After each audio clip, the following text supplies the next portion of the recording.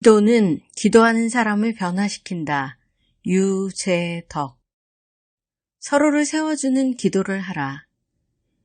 예전부터 교회에는 두 가지 영성 훈련의 전통이 있었다. 하나는 사막의 교부들처럼 사람과의 접촉을 피할 수 있는 아주 외진 곳에서 홀로 숨어 지내면서 하나님과 관계를 더욱 돈독히 쌓아가는 것이었다. 또 하나는 교회나 수련원처럼 함께 여럿이 어울려 기도하며 신앙생활을 하는 것이었다. 전자가 주로 동방의 기독교 전통이었다면 후자는 서방 교회의 전통에 가까웠다. 이 가운데 딱히 어느 것이 더 낫다고 말할 수 없다. 각자의 영성 수련 방법이 주는 교훈이 적지 않기 때문이다. 예를 들어 5세기의 수도사였던 시므온은 사막으로 가서 2m 높이의 기둥을 세운 채 그 위에서 몇 년 동안이고 내려오지 않으며 사람들과 접촉을 끊고 믿음 생활에 정진했다. 그가 어쩌다 바닥으로 내려올 때는 더 높은 기둥으로 옮겨가려고 할 때뿐이었다. 그래서 사람들은 그를 일컬어 기둥이의 성자라고 했다. 하지만 누구나 시므온처럼 신앙생활을 한 것은 아니었다. 함께 어울려 찬송하고 말씀을 읽고 예배하며 교제하는 생활이 더 적합한 사람들이 오히려 더 많았다. 그들은 개인적인 금욕생활보다는 공동체에 소속되어 규칙에 따라 자신들의 영성으로 수련하거나 아니면 주위 사람들과 삶을 공유하면서 믿음을 성장시키려고 노력했다. 초대교회의 영적 수련. 초대교회의 분위기는 후자에 가까웠다. 초대교회의 특징은 개별적으로 영성 수련에 힘쓰기보다 함께 어울려서 신앙생활에 힘쓴 것이라고 할 수 있다. 그들은 처음부터 함께 기도하고 함께 예배드리고 함께 성경을 공부했다. 그것은 유대교로부터 물려받은 전통이라고 할 수 있다. 안식일마다 한자리에 모여 예배하며 기도하는 것은 유대인들의 소중한 유산이었다. 하지만 초대교회는 거기서 한 걸음 더 나아가 유대교 회당에서는 볼 수 없었던 아름다운 모습을 발전시켰다. 유대인들의 신앙 공동체는 초대교회와 달리 사뭇 차별적이었다. 여호와께 드리는 예배와 기도와 찬양은 오로지 성인 남자들의 몫이었다. 여성과 어린이 그리고 노예들은 영적 세계와 무관했다. 그들은 회당에서 진행되는 안식일 예배의 구경꾼에 불과했다. 그들에게는 기도의 의무도 없었다. 따라서 거룩한 기도의 언어인 히브리어를 공부할 필요도 없었다. 이런 차별적 행위는 고대 세계의 특징이기도 했다. 하지만 초대교회는 달랐다. 그들 사이에는 어떤 차별도 없었다. 남성과 여성, 그리고 아이와 어른이 함께 기도하고 예배했다. 피부색이나 신분도 문제되지 않았다. 무엇보다 본인이 예수님을 주와 그리스도로 고백했는지가 중요했다. 이처럼 서로 함께 어울려 믿음 생활을 하게 되면 상대방으로부터 배우거나 질문하거나 그릇된 것을 바로잡거나 또 서로 격려할 수 있기 때문에 상당한 도움이 된다. 그리고 힘에 버겁거나 어려운 일 때문에 낙심해서 기도가 쉽지 않을 때 동료 그리스도인들의 도움과 위로를 통해 용기를 얻고 기도를 계속할 수 있다. 아울러 초대교회는 균형 잡힌 교회였다. 우리의 믿음 생활은 너무 미묘해서 어느 때는 말씀에 또 어느 때는 기도에 더 이끌린다. 어느 때는 기도가 너무 잘 되는 것 같아 성경은 거의 읽지 않고 기도에 힘쓸 때도 있다. 그리고 경우에 따라서는 성경만 부지런히 읽기도 한다. 이렇듯 신앙의 균형이 무너지는 것은 바람직하지 못하다. 하지만 초대교회는 말씀만 읽지 않았고 또 기도만 하지 않았다.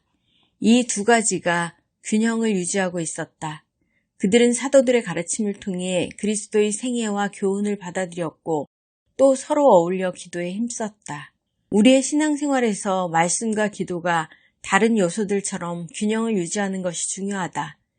또 없이 말씀에만 매달리는 신앙생활은 메마를 수밖에 없고 말씀에는 무관심한 채 기도에만 힘쓰는 것도 공허해질 수밖에 없다. 함께 어울려 격려하고 도와주면서 기도하고 말씀을 나누는 것이 이상적인 교회의 모습이다. 기도에 집중하느라 모임을 게을리하는 것은 하나님이 바라시는 그리스도인의 모습이 아니다. 히브리서의 기자 역시 그런 위험을 피할 것을 권한다. 모이기를 패하는 어떤 사람들의 습관과 같이 하지 말고 오직 권하여 그날이 가까움을 볼수록 더욱 그리하자. 우리가 홀로 지내면 적의 제물이 되기 쉽다. 낙심과 절망과 의심과 또 거짓의 표적이 되고 오히려 기도 생활이 후퇴할 수 있다. 그리스도의 지체. 초대교회는 말 그대로 그리스도의 지체였다. 그들은 사도의 가르침을 받아 함께 떡을 떼며 서로의 소유를 공유했을 뿐만 아니라 필요를 채워주었다. 이처럼 유기적으로 서로 연계되어 있었기 때문에 바울은 교회를 스스로의 지체, 곧 몸이라고 불렀다. 우리 각자는 지역교회라는 몸의 세포들이자 눈이고 코이고 귀이며 손과 발이다. 만일 우리가 예배하지 않고 지역교회를 섬기지 않을 경우에 교회라는 지체는 더 이상 제대로 움직일 수 없다.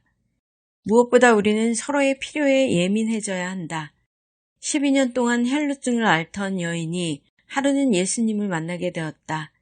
그녀는 두렵고 떨려 예수님께 가까이 다가가지도 못하다가 결국 예수님의 겉옷가를 잡는다. 한글 개역 성경으로는 여인이 정확하게 어디를 잡았는지 머릿속에 그려지지 않는데 원문에 따르면 그녀가 잡은 것은 찌짓이었다. 유대인들은 하나님에 대한 믿음의 표시로 실을 엮어 술을 만들어 옷가에 매달고 다녔는데 그것이 바로 찌짓이었다. 주님은 수많은 사람들에게 둘러싸여 계셨지만 여인이 자신의 옷끝에 매달린 술을 잡은 것을 의식하셨다. 이것이 우리 그리스도인들이 갖추어야 할 예민함이다.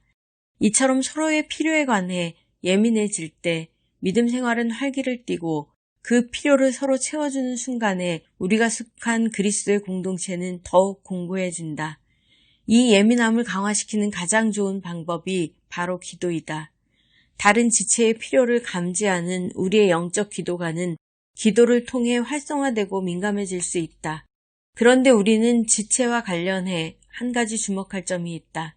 존 맥스웰은 자신해져서 기도 동역자에서 많은 교역자들이 낙심을 하고 언제든 사역을 그만둘 생각을 하고 있다고 지적한다.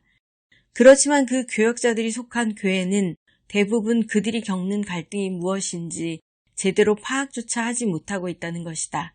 물론 이와 같은 미국의 목회 상황이 우리와 그대로 일치하지는 않는다. 하지만 우리는 맥스웰의 지적을 통해 한 가지 통찰을 얻을 수 있다. 교회의 지도자인 목회자들 역시 그리스도의 다른 지체와 마찬가지로 기도와 지원과 돌봄을 필요로 한다는 것이다. 교회 안에서는 그 누구도 혼자일 수 없다. 아무리 능력과 영성을 겸비한 교회의 지도자라고 해도 마찬가지다. 우리가 목회자들을 위해 부지런히 기도해야 할 이유가 여기에 있다. 언젠가 한 텔레비전 프로그램에서 가수 마돈나를 인터뷰했다. 기자가 모든 것을 다 갖고 있는 것처럼 여겨지는 마돈나에게 물었다. 이 모든 것을 포기하고서라도 혹시 얻고 싶은 것이 있습니까? 그러자 마돈나의 얼굴이 굳어지면서 두 눈에 눈물이 고였다. 그리고는 입술을 떨면서 숨을 크게 한번 들이쉬고 대답했다. 엄마가 있었으면.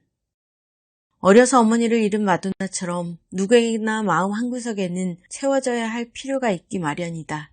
우리는 그리스도의 한 지체로서 서로의 필요에 관해 더욱 예민할 뿐만 아니라 서로를 위해 기도에 힘써야 한다. 헨리 나우에는 말한다. 아마도 우리는 자신이 이웃과 다르다는 것을 보여주려는 생각에 몰두해서 자신을 겹겹이 싸고 있는 껍질을 벗고 결함이 있는 사람끼리 서로 가까워지도록 마음을 열기가 어려운 것 같습니다. 어쩌면 자신의 의견, 생각, 신념 등이 꽉 차 있어서 이웃에게 귀를 기울여 그들로부터 새로운 것을 배울 자리가 우리에게 남아있지 않기 때문인지도 모릅니다. 기도는 기도하는 사람을 변화시킨다. 유재덕